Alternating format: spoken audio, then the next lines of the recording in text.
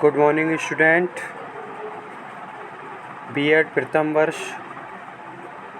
और सब्जेक्ट है आपकी समकालीन भारतीय समाज में शिक्षा और जो आपकी यूनिट चल रही है वो थर्ड है। देखिए फ्रेंड्स, इस समय कोरोना का समय चल रहा है, इसलिए आपकी जो पढ़ाई चल रही है वो ऑनलाइन चल रही है, जो विश्वविद्यालय द्वारा मान्यता प्राप्त है। और आप ये चाहते हैं कि पेपर ना हो, लेकिन पेपर अब की बार होंगे। प्रथम वर्ष और द्वितीय वर्ष दोनों के ही पेपर इस बार होंगे, तो आप इस भ्रम में ना रहिएगा कि पेपर ना हो। कोरोना का काल चल रहा है, तो आप विशेष तौर पर ध्यान रखें, अपना ध्यान रखें, परिवार का ध्यान रखें, क्योंकि दूसरी जो लहर आई है वो भयावह आई है बहुत, और उसने घरों को उजाड़ दिया है। ऐसे में अगर हम और आप लोग सुरक्षित हैं तो भगवान का शुक्रिया अदा कीजिए। सुबह उठकर उनके हाथ जोड़िए कि भगवान आपकी कृपा है कि हम जिंदा हैं। इस समय बड़ा ख़राब चल रहा है, इसलिए आप सही रहिए, सुरक्षित रहिए, ऐसी मैं आशा करता हूँ। और मैं भी सही हूँ स्टूडेंट, और जल्दी ही क्लासों में मिलेंगे।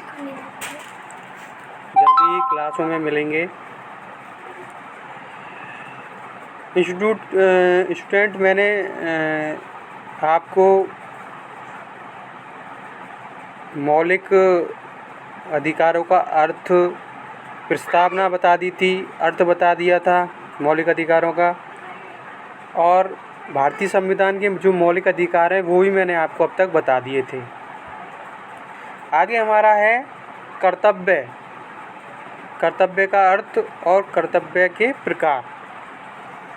तो कर्तव्य के अर्थ और प्रकार की बात करें तो कर्तव्य यानी हम सभी जानते हैं कि हमारे क्या क्या कर्तव्य हैं। बड़ों के प्रति क्या कर्तव्य होता है, छोटों के प्रति क्या कर्तव्य होता है, समाज के प्रति हमारा क्या कर्तव्य होता है, राष्ट्र के प्रति हमारा क्या कर्तव्य होता है, ठीक है, कानून के प्रति हमारा क्या कर्तव्य होता है। जो भी कर्तव्य हैं, यानी कर्तव्य को इंग्लिश में ड्यूटी बोलते हैं।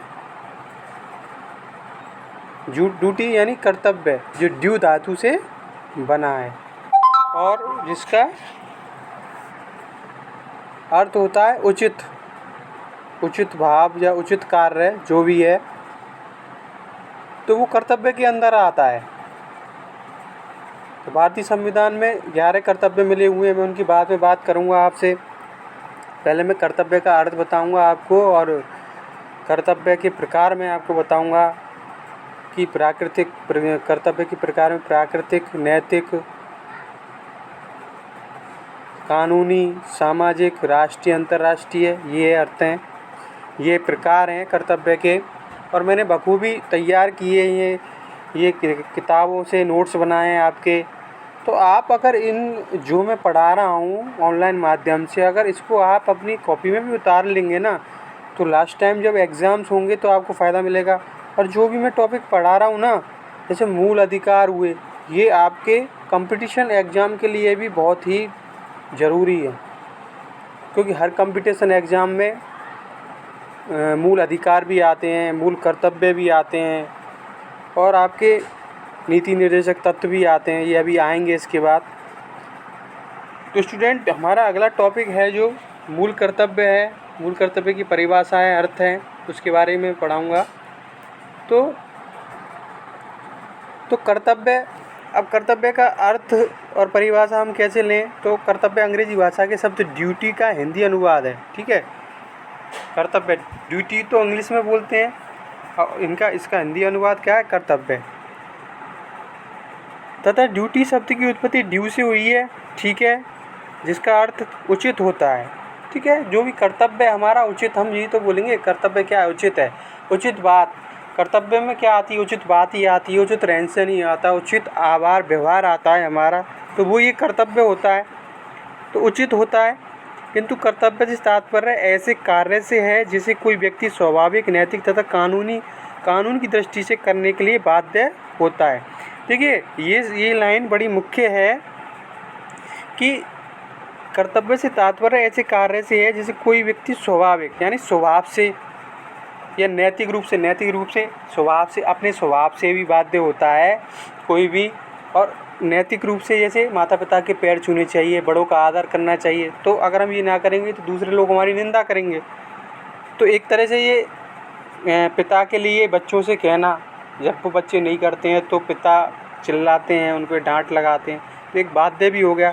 और कानून जो कर्तव्य बनाता है, जैसे सार्वजनिक स्थानों पर आप गलत व्यवहार ना करें,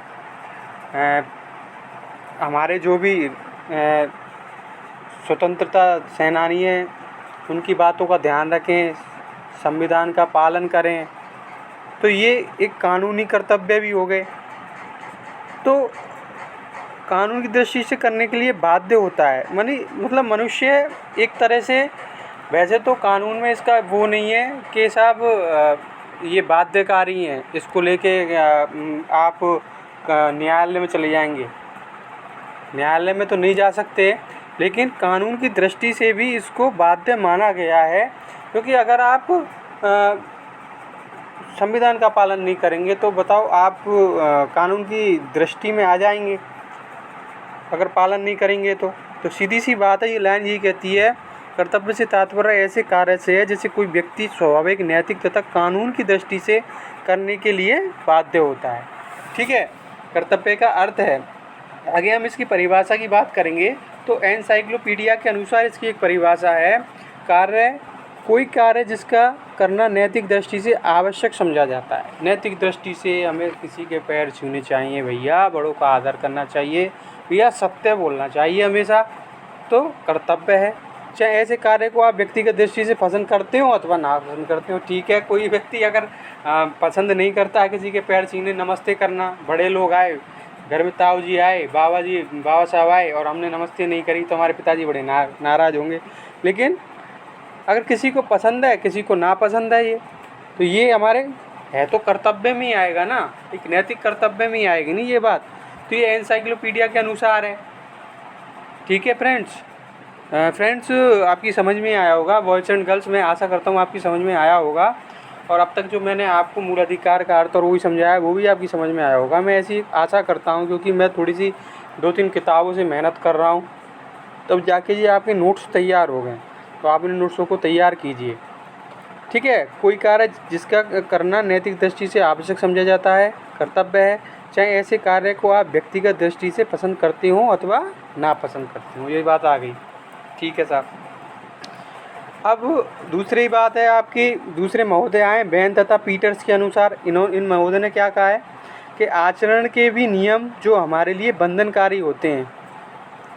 आचरण के नियम, जैसे मैं अभी ऊपर की लाइन में आया है, आचरण के नियम किसी से नमस्ते करना, पैर छूना, जो हमारे लिए बंधनकारी भी होते हैं, बहुत सौ के लिए बंधनकारी होते हैं, सबके लिए तो नहीं होते। अर्थात जो हमारे दायित्व को स्पष्ट करते बंधनकारी भी होते हैं ये, क्योंकि हमारी स्वतंत्रता का हनन करते हैं ये। कहीं आप जा रहे हो, ताऊ जी आए, पैर छूओ, नहीं छू रहा साहब मैं तो जा रहा हूँ, तो बंधनकारी भी हो गए। अतः जो हमारे दायित्व को स्पष्ट करते हैं, और भाई ये हमारा दायित्व भी तो है, दायित्व यानी कर्तव्य भी तो है कि बड़ों के पैर छूना है हमें, संविधान की बातों का पालन करना है हमें, राष्ट्र से प्रेम करना है हमें, किसी को भड़काना नहीं है। तो ये हमारे सभी कर्तव्य में आ जाते हैं। संविधान की एकता को अक्षुण्ण बनाए रखना, अखंडता को अक्षुण्ण बनाए रखना, सार्वजनिक स्थानों पर कोई भी किसी की मूर्ति लगी हुई है उसको नुकसान ना पहुंचाना, तो ये हमारे कुछ अपने आप ही नैतिक कर्तव्य बने हुए हैं। बड़ों की आज्ञा का पालन करना, उनसे नमस्ते करना, उनसे अच्छे से बोलना। सामाजिक कर्तव्य वो भी होते हैं, समाज में रहकर जो मनुष्य कर्तव्य करता है, समाज में जो कार्य होते हैं, जैसे सामाजिक कर्तव्य में आएगा आपके में कि कोई भी कार्य सरपंच ने दिया उसको हम करेंगे, उस पर दंडनीय है वो नहीं है, सरपंच भी उस पर दंडनीय है वो नहीं लगा सकता है, और सरकार भी दंडनीय कार्रवाई नहीं कर सकती है, लेकिन एक सामाजिक भावना के तौर पर हम उसे करेंगे। राष्ट्र के प्रति समर्पण हो, राष्ट्र के प्रति प्रेम हो, तो वो भी क्या आएगा, हमारे कर्तव्य के अंदर आएगा। तो ये सारी चीज़ें कर्तव्य के अंदर आती हैं। ये एनसाइक्लोपीडिया के अनुसार है, एक बेन तथा पीटर्स के अनुसार है।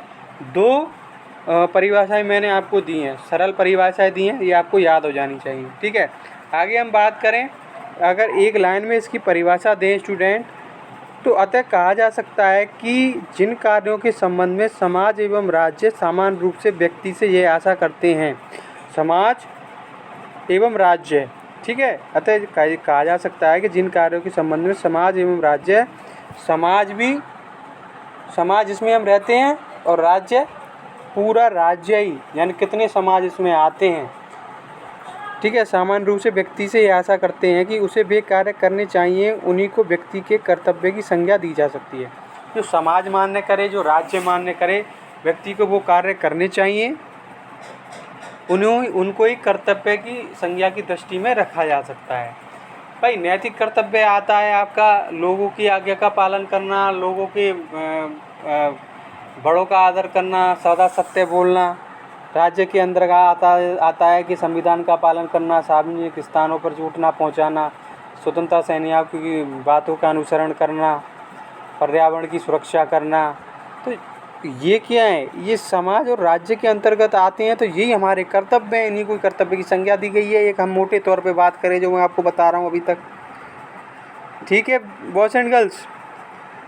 आगे है कर्तव्यों के प्रकार। अभी मैंने आपको बताया था, पहला है प्राकृतिक कर्तव्य। प्राकृतिक कर्तव्य क्या होगा, देखिए इसको अगर व्यवहारिक दृष्टि से देखिए तो एक माँ होती है, माँ अपने बच्चे को दूध पिलाए ना पिलाए, उसका प्राकृतिक कर्तव्य रहेगा। ये बच्चा भले ही रोता रहे, उस पर कोई दंडीय कार्रवाई तो नहीं कर सकता। आप मुझे बताइए, इसमें यही कहा गया है जिन कर्तव्यों का निर्वहन व्यक्ति स्वभावतः करता है, यानी खुद ही करता है। प्राकृतिक क्या होता है, प्राकृतिक जीन हॉब्स लॉ रूसे में भी तो प्राकृतिक अधिकारों की बात करी है। देखो अधिकार और कर्तव्य एक पूरक ही हैं। उस लॉक ने संपत्ति का अधिकार को भी माना है, जीवन का भी, स्वतंत्रता का भी ये अधिकार को माना है उसने। ये प्राकृतिक अधिकार हैं। उन्हीं प्राकृतिक अधिकारों के आधार पर भी हमारे ये कर्तव्य है कि जिन कर्तव्यों का निर्वहन व्यक्ति स्वभावतः करता है, यानी अपनी मर्जी से करता है, वे प्राकृतिक कर्तव्यों की श्रेणी में आते हैं। ठीक है, बचपन से हमें जो स्वतंत्रता का अधिकार और मिला हुआ है, तो ये हमारे एक तरह से जीवन का अधिकार है। जीवन का अधिकार आपातकाल में भी खत्म नहीं होता, तो वो एक प्राकृतिक हो गया, तो वो एक कर्तव्य की सृष्टि में आ गया, क्योंकि अधिकार, मूल अधिकार और कर्तव्य आपस में पूरक हैं ये दोनों। ठीक है, आते हैं। जैसे ही अगर कोई माँ अपने बच्चे को दूध ना पिलाए तो उसे ना तो दंडित किया जा सकता है और ना ही समाज उसे बहिष्कृत कर सकता है।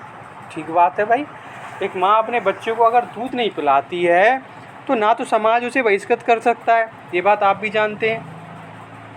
समाज उसे बहिष्कृत कहाँ से कर देगा, नहीं पिला रही भाई, नहीं पिला रही, बच्चा रो रहा है तो ना दंडित कर सकता है, ना राज्य दंडित कर सकता है, और इसमें कोई अनैतिकता की बात भी पैदा नहीं होती। बच्चे को माँ दूध इस वजह से पिलाती है क्योंकि वह उसकी माँ है तथा यह उसका प्राकृतिक दायित्व है। ठीक है, इसमें देखो कर्तव्य, हम बात कर रहे हैं कर्तव्यों के प्रकार की, और कर्तव्यों के प्रकार में सबसे पहला जो कर्तव्य है प्राकृतिक कर्तव्य है।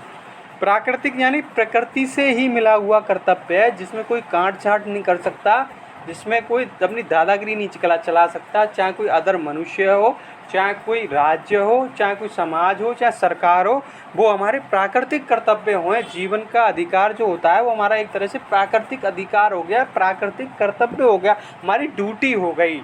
ड्यूटी यानी ड्यू धातु से बनी है, अंग्रेजी में ड्यूटी बोलते हैं और हिंदी में इसे कर्तव्य बोलते हैं, जिसका अर्थ है उचित कार्य करना। तो पहले हम प्रकार में आते हैं, तो प्राकृतिक कर्तव्य हमारे, मैंने उदाहरण दे के आपको इसको समझाया है, देखिए डिटेल से, कि माँ अगर अपने बच्चे को दूध नहीं पिलाती है तो उस पर कोई कार्रवाई नहीं कर सकता है, कोई अनैतिकता की बात भी पैदा नहीं होती है। बच्चे को माँ दूध इस वजह से पिलाती है क्योंकि वह उसकी माँ है, पता यह उसका प्राकृतिक दायित्व है, सीधी सी बात है। चलो फ्रेंड्स, हम आगे बढ़ते हैं दूसरे कर्तव्य पे। दूसरा कर्तव्य यानी नैतिक कर्तव्य आ गया साहब, नैतिक कर्तव्य आ गया। नैतिक कर्तव्य की तो मैं बहुत देर से बात ही करता हूँ कि नैतिक तो हमारे कर्तव्य होते ही हैं। नैतिक कर्तव्य भैया क्या होते हैं, कि बड़ों की आज्ञा का पालन करना, बड़ों के पैर छूना, बड़ों से नमस्ते करना, सत्य बोलना। भैया ये बाध्यकारी भी है, क्योंकि एक तरह से पिता अपने बच्चों पर ये भी कह सकता है भाई क्यों नहीं करता तू, और एक तरह से बाध्यकारी भी नहीं है कि नहीं कर रहे तो हम नहीं कर रहे, तो इसमें दोनों श्रेणियाँ आ जाती हैं। जिन दायित्वों का संबंध व्यक्ति की नैतिक भावना, अंतःकरण तथा उचित कार्य करने की प्रवृत्ति से होता है। देखिए, नैतिक भावना, हमारे अंदर जो भावनाएं होती हैं, नैतिक कार्य, अंतःकरण जो हमारे अंदर की अंतर आत्मा होती है, अंतःकरण होता है, तथा उचित कार्य करने की प्रवृत्ति से होता है। जिन दायित्वों का संबंध यानी जिन कर्तव्यों का संबंध व्यक्ति की नैतिक भावना, अंतःकरण तथा उचित कार्य करने की प्रवृत्ति से होता है, उन्हें नैतिक कर्तव्य कहते हैं। राज्य द्वारा इन कर्तव्यों का संरक्षण नहीं किया जाता। देखिए, इससे सबसे बड़ी लाइन जो आई है कि राज्य द्वारा इन कर्तव्यों का संरक्षण नहीं किया जाता, कि राज्य इन कर्तव्यों का संरक्षण नहीं करता है। कि भाई तो कि राज्य कहेगा कि भाई बड़ों के पैर छुओ, बड़ों का आदर करो, बड़ों का सम्मान करो, बड़ों से नमस्ते करो, राज्य नहीं कहेगा भैया आपसे। एक दिशा में व्यक्ति का अंतःकरण उसे राज्य द्वारा इन कर्तव्यों का संरक्षण नहीं किया जाता। नैतिक कर्तव्यों का पालन न किए जाने की दिशा में व्यक्ति का अंतःकरण उसे धिक्कार सकता है।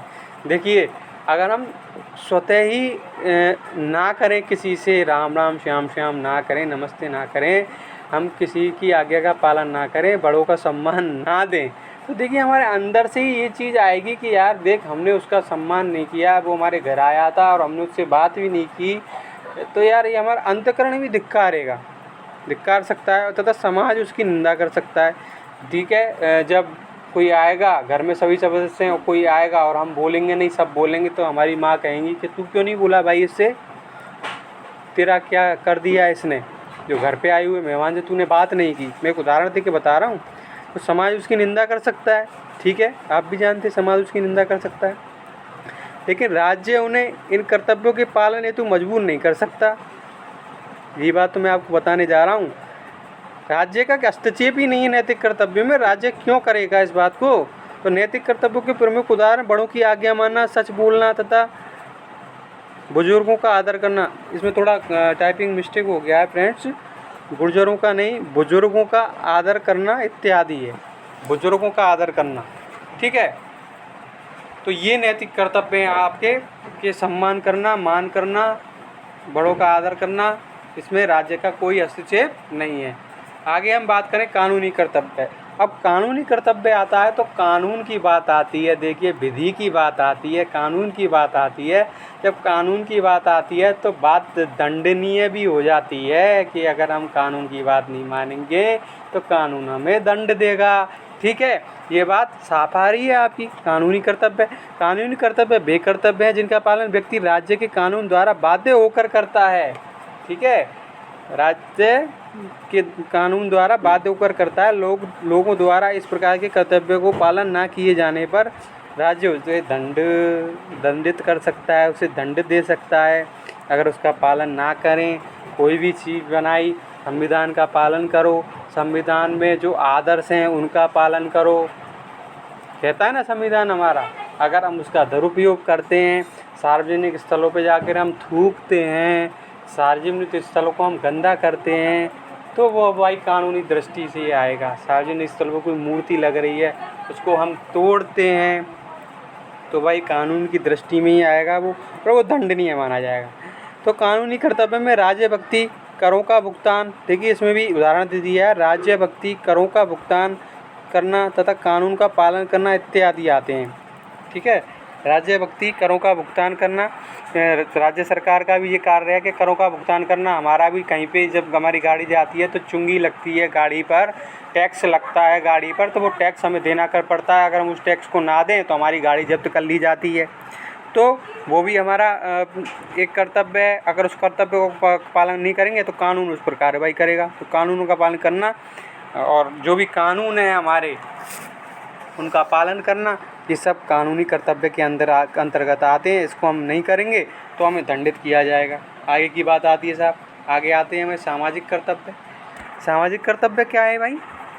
कि सामाजिक कर्तव्य मैंने आपको बताया कि समाज में, समाज की लोगों की अपनी एक भावना होती है। किसी का काम समाज में, यानी एक ग्रामीण क्षेत्र में कोई गड्ढे खोदने का काम हो रहा है, उसमें सभी ग्रामवासियों को सम्मिलित किया गया है। अगर किसी के मन में है, किसी के मन में नहीं है, तो ऐसा नहीं है कि मतलब वो दंडकारी है, या उसे सरपंच दंड देगा या उसे राज्य दंड देगा, ऐसा कुछ भी नहीं है। वो सामाजिक भावना से कर रहा है, भावना से प्रेरित कर रहा है, क्योंकि सब लोग कर रहे हैं तो वो कर रहा है। तो यही है कि सामाजिक कर्तव्यों के अंतर्गत व्यक्ति के वे दायित्व आते हैं जिन्हें वह समाज में रहने के कारण करता है। अनेक बार इच्छा न होने पर भी व्यक्ति सामाजिक दबाव के कारण इन कर्तव्यों को करता है। ठीक है, सामाजिक कर्तव्य के अंतर्गत व्यक्ति के वे दायित्व आते हैं जिन्हें वे समाज में रहने के कारण करता है। अनेक बार इच्छा न होने पर भी व्यक्ति सामाजिक दबाव के कारण कर्तव्य करता है। मैं ये तो कह रहा हूँ कि इच्छा न होने पर भी सामाजिक एक दायित्व होता है कि भाई तुम्हारे परिवार के सभी लोग कर रहे हैं तो तुम क्यों नहीं कर रहे, तुम कहाँ से आए हो, तुम नहीं आए हो क्या, तुम्हें भी करना है। तो जैसे किसी गांव में श्रमदान से निर्मित होने वाली धर्मशाला अथवा सड़क में प्रत्येक ग्रामीण योगदान अपेक्षित होता है। ठीक है, उदाहरण देके ही मैंने सब आपको टॉपिक समझाएं।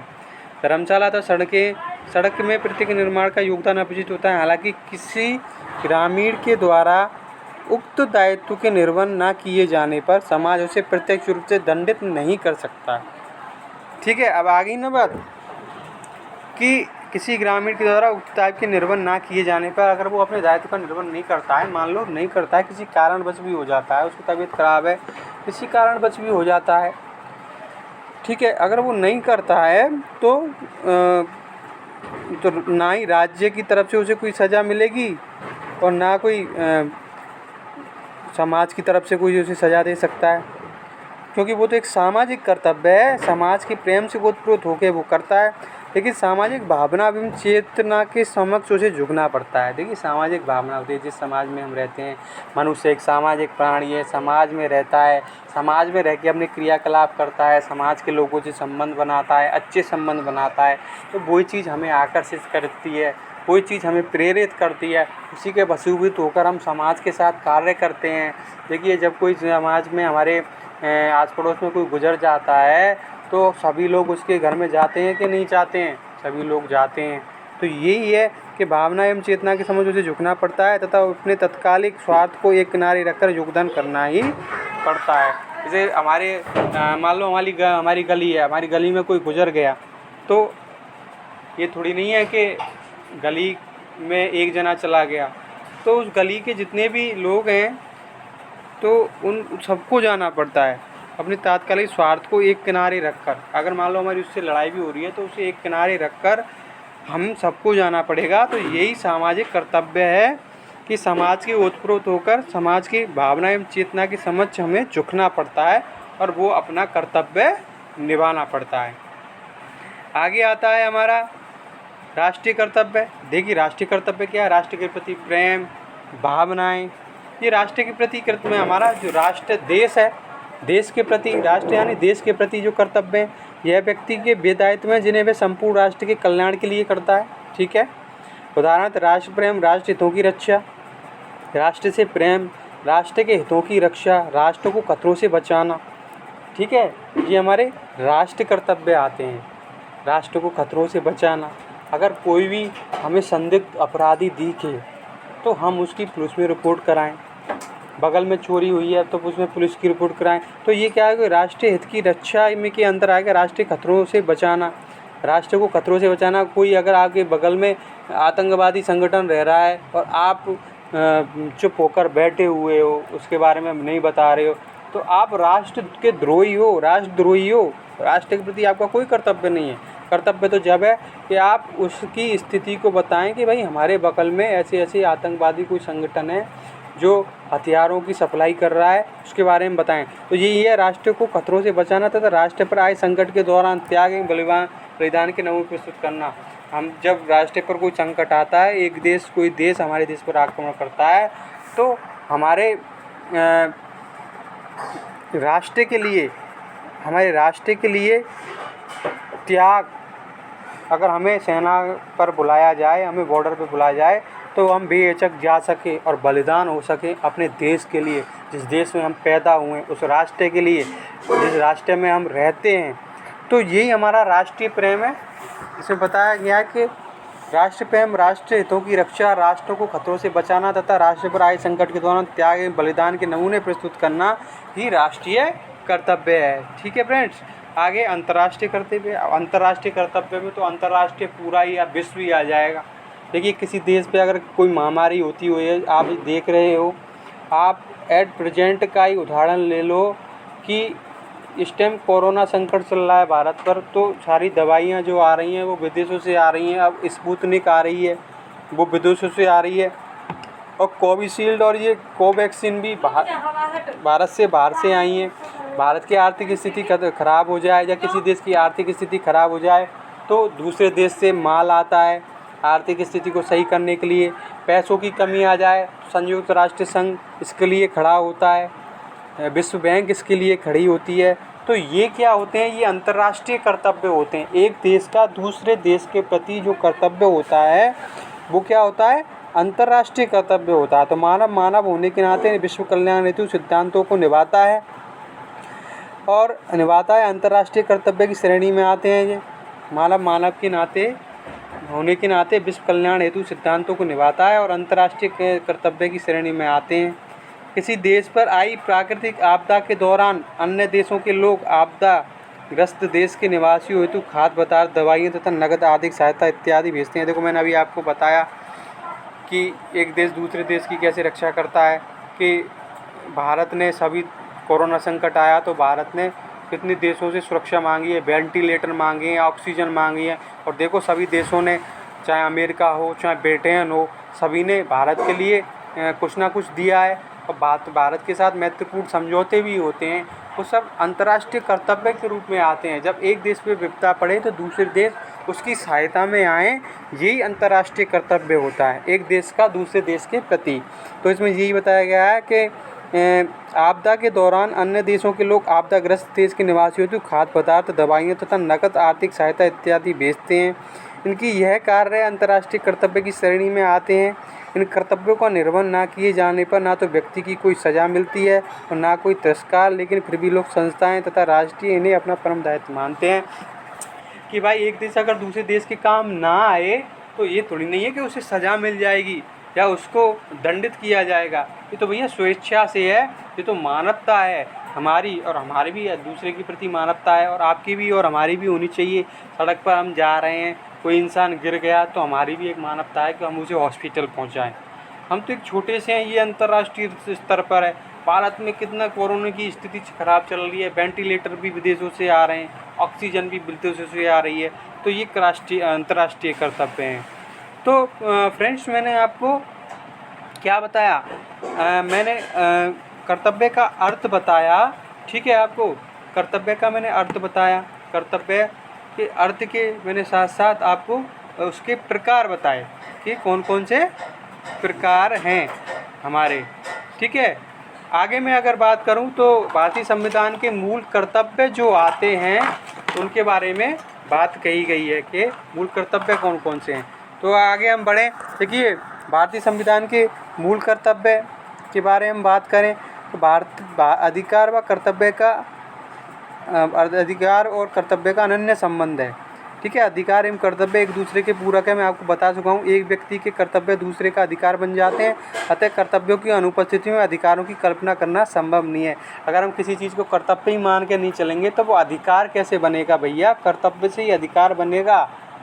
जब हम किसी को कर्तव्य मान के चलेंगे अपना, तभी तो अधिकार बनेगा, स्वतंत्रता का आनंद होगा। क्यों होगा भैया? जब हम स्वतंत्रता को एक कर्तव्य के रूप में नहीं देखेंगे कि यहाँ भाई हमारा सार्वजनिक स्थल है, हम यहाँ पर ना थूकें, या फिर कोई भी हम संघ बना रहे हैं, परिसंघ बना रहे हैं, तो उसका दायित्व होता है कि वो शांति रूप में बने, हड़ताल ना करे, कोई लड़ाई झगड़ा ना करे। हम कोई संगठन बना रहे हैं तो वो संगठन देश के विरुद्ध ना हो। तो यही बात इसमें यही है कि कर्तव्यों की अनुपस्थिति में अधिकारों की कल्पना करना संभव नहीं है। भारतीय संविधान में नागरिकों मौलिक अधिकारों का उल्लेख था, मूल कर्तव्यों का नहीं, ठीक है। मौलिक अधिकार थे, मूल कर्तव्य नहीं थे। हमारे सरदार स्वर्ण सिंह ने इसमें के भारतीय संविधान के भाग 3 के अंतर्गत ही का जोड़ा।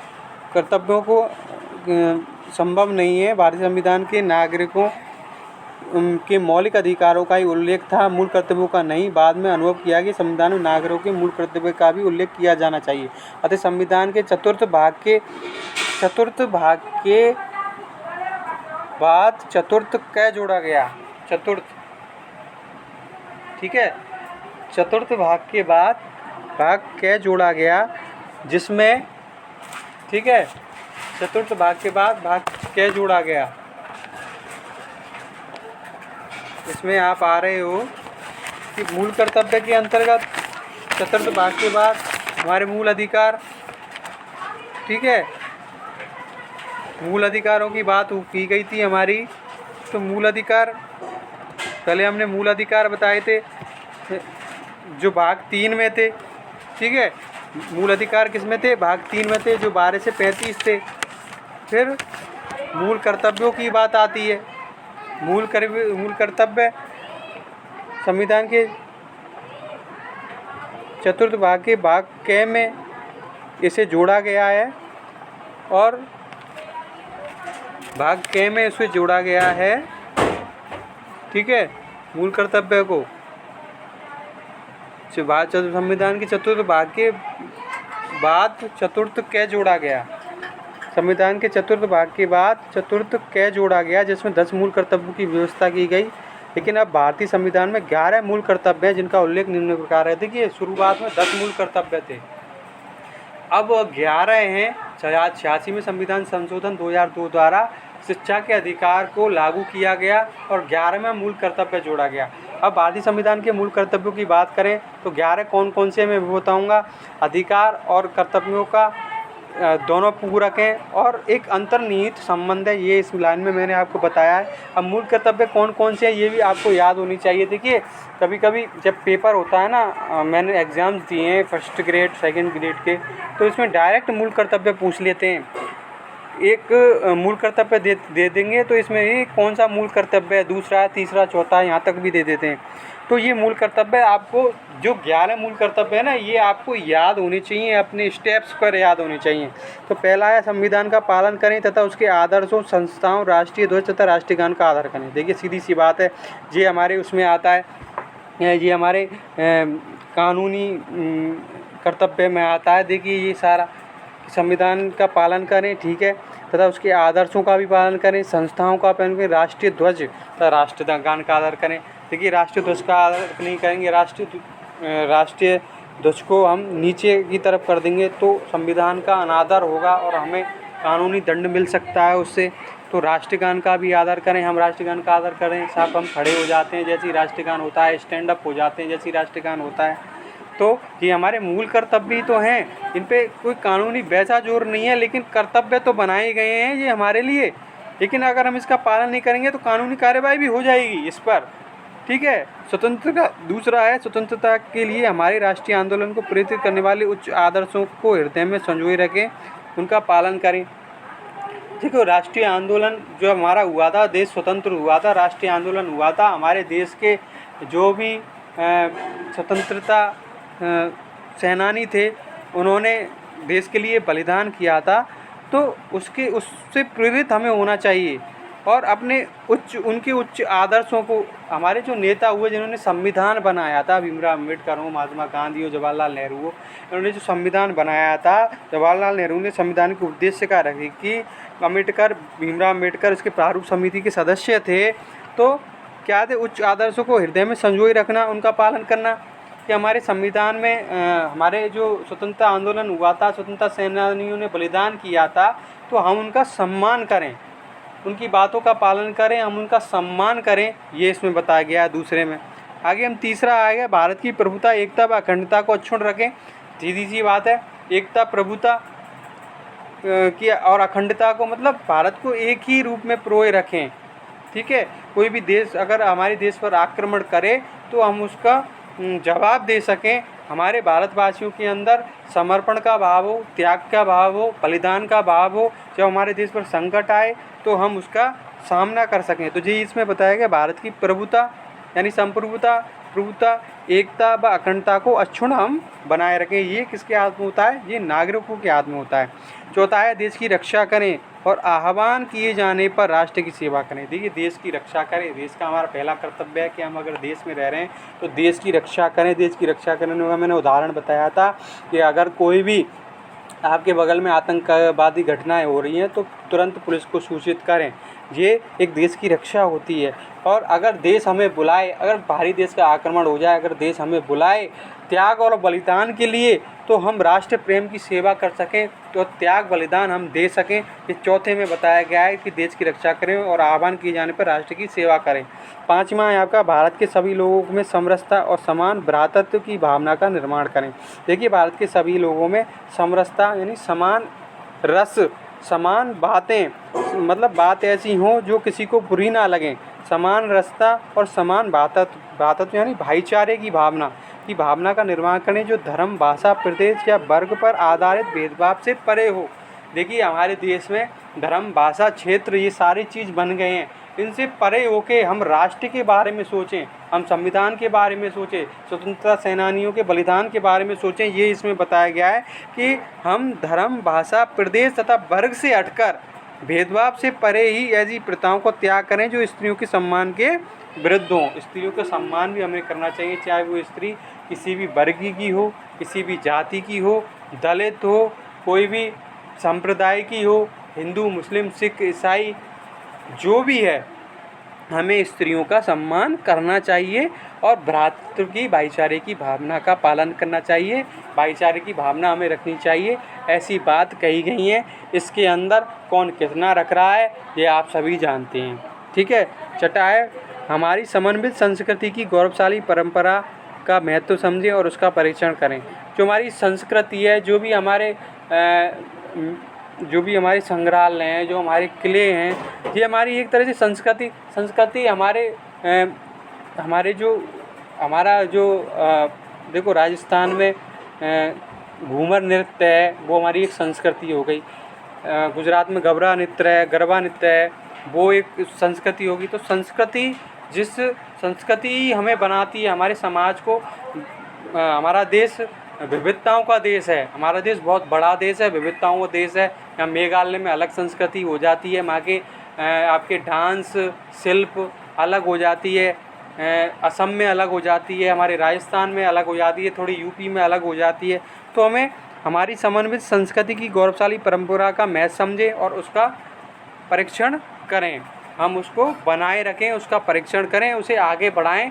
ये हमारी सबसे पहला विषय होना चाहिए। ठीक है। सातवां, प्राकृतिक पर्यावरण की, जिसके अंदर झील, नदी व वन्य जीव हैं, रक्षा करें। देखिए, प्राकृतिक पर्यावरण के अंदर झरने, नदियाँ, झील, ये सारी चीज़ें आती हैं। वन्य जीव आते हैं, वन्य जीव की रक्षा करें। देखिए, वन्य जीवों के साथ आज कैसा हो रहा है कि जो भी अभयारण्य हुए हैं उनमें शेरों को, बाघों को, पैंतरों को काट दिया जाता है, उनकी खालों को बेचा जाता है। तो हमारा कर्तव्य ये बनता है कि प्राकृतिक पर्यावरण, जो भी हमारा प्राकृतिक पर्यावरण है, उसकी हम रक्षा करें।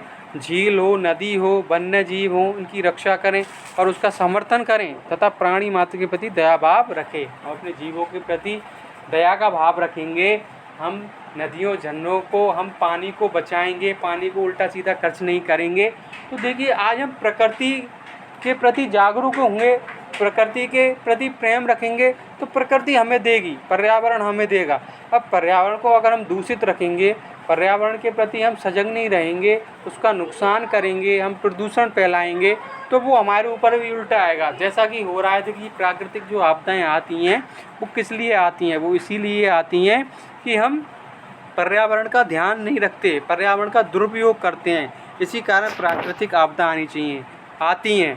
ठीक है। तो सातवां बताया गया है, प्राकृतिक पर्यावरण की, इसके अंतर्गत झील, नदी व वन्य जीव की हैं, रक्षा करें, उसका समर्थन करें तथा प्राणी मात्र के प्रति दया भाव रखें। आठवां है, वैज्ञानिक दृष्टिकोण, मानववाद और ज्ञानार्जन तथा सुधार की भावना का विकास करें। देखिए, वैज्ञानिक दृष्टिकोण रखना चाहिए। जो भी एक हम इंजीनियरों के माध्यम से बात कर लें, जो भी है, हमारा दृष्टिकोण एक वैज्ञानिक समय पर एक वैज्ञानिक दृष्टिकोण भी हमारा होना चाहिए। ऐसा नहीं कि हम रूढ़िवादिता में ही जीते आ रहे हैं, कि जो परंपरा चली आ रही है कि भाई एक स्त्री विधवा हो गई तो उसका विवाह नहीं होना चाहिए। ऐसा कुछ भी नहीं है। वैज्ञानिक दृष्टिकोण के माध्यम से सोचना चाहिए और ज्ञानार्जन तथा सुधार पर ध्यान देना चाहिए। हमें अधिक से अधिक ज्ञान अर्जित करना चाहिए, जो हमारे प्रेजेंट में चल रहा है, जो हमारे वर्तमान में चल रहा है उसको लेकर ही हमें चलना चाहिए, उस पर ही हमें ध्यान लगाना चाहिए और अधिक से अधिक हमें सुधार की भावना रखना चाहिए। हमारे आसपास, हमारे पड़ोस की, हमारे समाज को सुधार की स्थिति में रखना चाहिए कि तभी हम सुधरेंगे तो समाज सुधरेगा। हमें अच्छी आदत रहेंगी तभी तो हम सामने वाले में अच्छी आदत दे सकते हैं। ये आप सभी अच्छी तरह से जानते हो कि वैज्ञानिक दृष्टिकोण, मानववाद और ज्ञान अर्जन तथा सुधार की भावना का विकास करें। नामा है सार्वजनिक संपत्ति को सुरक्षित रखें और हिंसा से दूर रहें। देखो मैंने आपने सार्वजनिक संपत्ति क्या बताई थी, किसी बाग में जाना माया के थूक देना, तो वो हमारी एक सार्वजनिक संपत्ति है, वो हमारी नहीं है, वो सबके लिए है। आज वहाँ पर हम कोई भी गलत कार्य करेंगे, प्रदूषण करेंगे तो वो सबके लिए नुकसान होगा। तो वो एक दंडकारी के रूप में भी आ जाएगा, क्योंकि एक आदमी को नुकसान होता है। कोई बगल में बैठा सिगरेट पी रहा है तो वो पर्यावरण के लिए भी नुकसान है और जो वहाँ बैठा है उसके लिए भी नुकसान है। तो हम उसकी अवहेलना करेंगे, उससे मना करेंगे, ठीक है। तो सार्वजनिक संपत्ति की सुरक्षित रखें और हिंसा से दूर रहें। तो गांधी जी भी कहते थे कि अहिंसात्मक बनो, हिंसा मत करो। तो हिंसा से दूर रहें और सार्वजनिक संपत्ति की रक्षा करें। सार्वजनिक संपत्ति में हमारे यही आ जाते हैं किले वगैरह, महल वगैरह, बावड़ी और ये हमारे जो आपके पार्क वगैरह हैं, ये हमारी सार्वजनिक संपत्ति हैं जिसमें सबका अधिकार होता है, ठीक है। इसका हम दुरुपयोग ना करें। अगला है व्यक्तिगत और सामूहिक गतिविधियों के सभी क्षेत्र में उत्कर्ष की ओर बढ़ने का सतत प्रयास करें, जिससे राष्ट्रीय निरंतर बढ़ते हुए प्रगति व उत्कर्ष की नई ऊंचाइयों को छू लें, ठीक है।